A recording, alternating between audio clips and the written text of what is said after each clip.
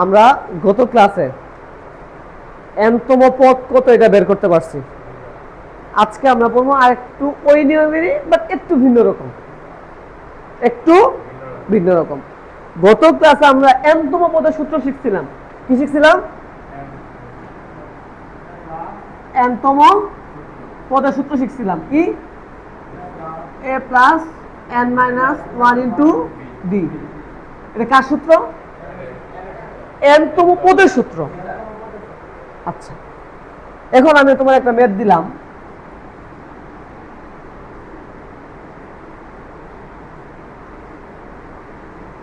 Dot dot dot দিয়ে দিলাম 300।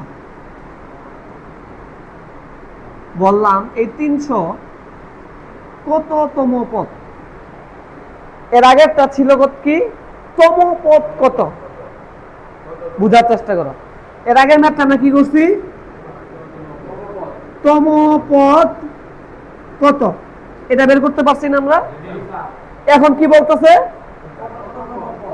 কততম পদ এত, এটা তো বলছে, মানে 300 কততম পদ, এটা তো বলছে না? তার মানে এই 300টা কততম পদ এটা বের করতে বলছে। তার মানে 300টা কততম পদ। তাহলে আমরা ধরে নিব যে এই 300টা হচ্ছে এনতম পদ। কি করব? ধরে নিব। কি করব?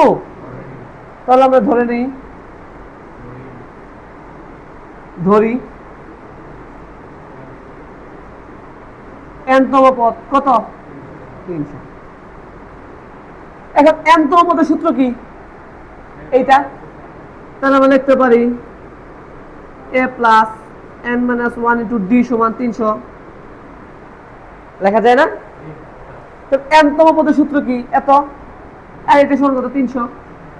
আমরা এখান থেকে এই যে n আছে না, এই n এর মানটা বের করব।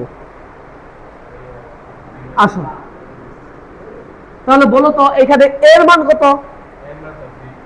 3।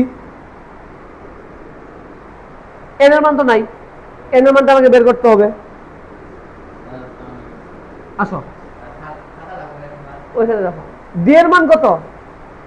6 থেকে 3 বাদ দাও। বুঝছি? বা 3 যোগ, এখন এই 3 সাথে n গুণ করো, 3n মাইনাস মাইনাস 3 সাথে 1 গুণ করো। বুঝছি? সমান সমান কত? 300। তাহলে এর সামনে 3 প্লাস এর সামনে কি 3, তাহলে কাটাকাটি করা যায় না? প্লাসে মাইনাসে কাটাকাটি করা যায় না? বা থাকলো কত? সমান সমান কত?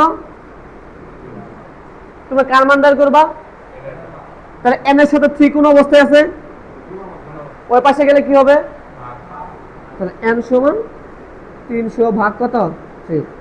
কত বের হবে? 100।